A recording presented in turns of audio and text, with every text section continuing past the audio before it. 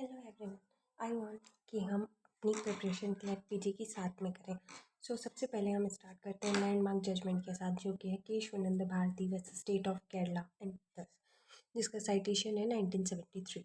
इसमें mainly article 368 involve है। इसका जजमेंट 7:6 रेशियो से आया था। 13 जज बेंच इसमें इन्वॉल्व थे, जो कि one of the historic bench involve है और लॉन्गेस्ट जज।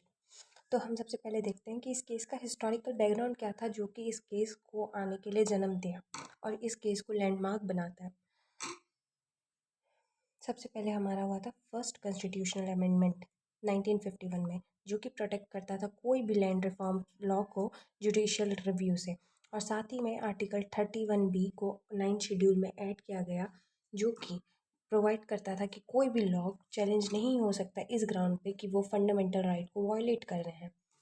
फिर हमारे पास आता है case Shankari Prasad versus union of India 1951, जिसमें कोर्ट ने ये ऑर्डर किया कि कोर्ट रिव्यू नहीं कर सकता है कॉन्स्टिट्यूशनल अमेंडमेंट को, और बोला जो आर्टिकल 13 है कॉन्स्टिट्यूशन का, वो केवल और केवल ऑर्डिनरी लॉ से रिलेटेड है।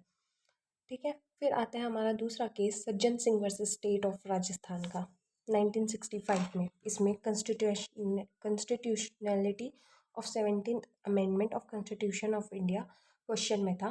ठीक है। तो इसको देखने के लिए ये केस फाइल हुआ था, जिसमें इस केस में 44 प्रोविजंस को 9th शेड्यूल में ऐड कर दिया गया। यहाँ पे जो शंकरी प्रसाद का जजमेंट था उसको अपहेल्ड किया गया और बोला गया पार्लियामेंट के पास अनलिमिटेड अमेंडिंग पावर्स हैं। फिर आता है हमारा case Golaknath versus state of Punjab 1967 में। यहाँ पे constitutional validity of first, fourth and 17th constitutional amendment question में थी। इसमें इसमें क्वेश्चन था कि फंडामेंटल राइट अमेंड हो सकते हैं कि नहीं। तो इसमें मेजॉरिटी जो थी जजेस की, उन्होंने जो प्रीवियस जजमेंट्स थे शंकरी प्रसाद और शंकर सिंह सज्जन सिंह का, उनको ओवर रूल किया और कहा कि पार्ट 3 ऑफ कॉन्स्टिट्यूशन अमेंड नहीं हो सकते हैं। और आर्टिकल 368 में जो पावर है वो कंस्टिट्यूएंट पावर है, जो सब्सटेंटिव चेंजेस बनाने के लिए दी गई है। ये पावर एब्सोल्यूट नहीं है। फिर हमारा आता है इसके अगेंस्ट में 24th amendment of the constitution, जो गोलकनाथ के जजमेंट को न्यूट्रलाइज करने के लिए लाया गया था।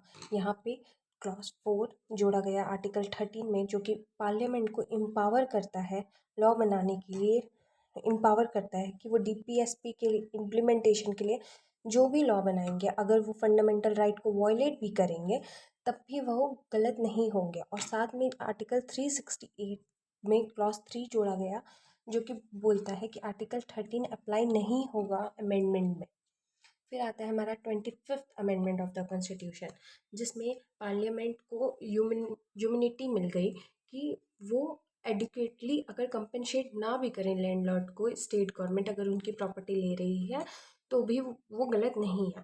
और इसमें ये भी डिसाइड किया गया कि जो प्रॉपर्टी स्टेट गवर्नमेंट के, और आर्टिकल 14, 19 और 31 कोई भी लॉ पे अप्लाई नहीं हो दूंगे।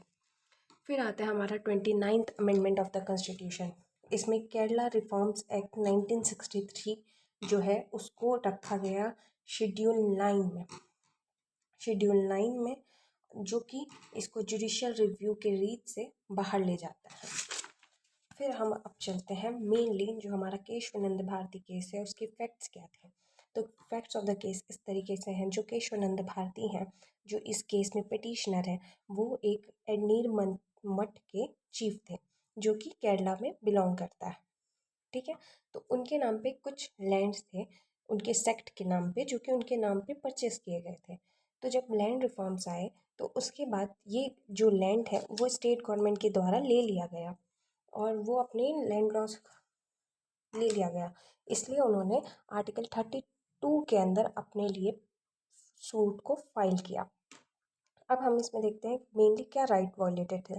Article 25 right to practise and propagate religion, article 26 right to manage religious affair, article 14 right to equality, article 19 clause 1 sub clause F right to acquire property, and Article 31 compulsory acquisition of property.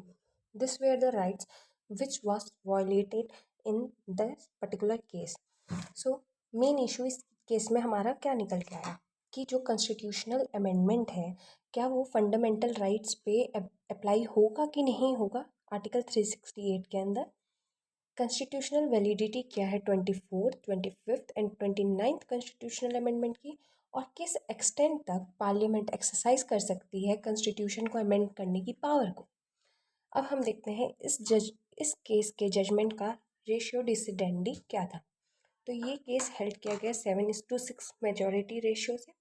जो majority था उसका view ये था जो amending power है constitution की, वो इसका मतलब ये नहीं है कि बेसिक स्ट्रक्चर ऑफ कॉन्स्टिट्यूशन को भी हम अमेंड करते। वहीं माइनॉरिटी का व्यू ये था कि जो आर्टिकल 368 है वो कैपेसिटी रखता है इंट्रोड्यूस करने की, अमेंड करने की, रिमूव करने की कोई भी आर्टिकल्स कॉन्स्टिट्यूशन का, असाइड फॉर दोज जो कि डील करते हैं फंडामेंटल राइट से। अब इस केस में जजमेंट क्या आया, तो सुप्रीम कोर्ट ने यहाँ पे डिलीवर किया 7:6 मेजॉरिटी में अपना जजमेंट, जो कि पार्टली हमारे पिटिशनर के फेवर में था। टेक्निकली देखा जाए तो वो अपने पर्सनल लैंड रिफॉर्म जो चैलेंज किए थे उससे ज़रूर हार गए थे, लेकिन अल्टीमेटली उन्होंने constitutional battle for the nation को जीत लिया।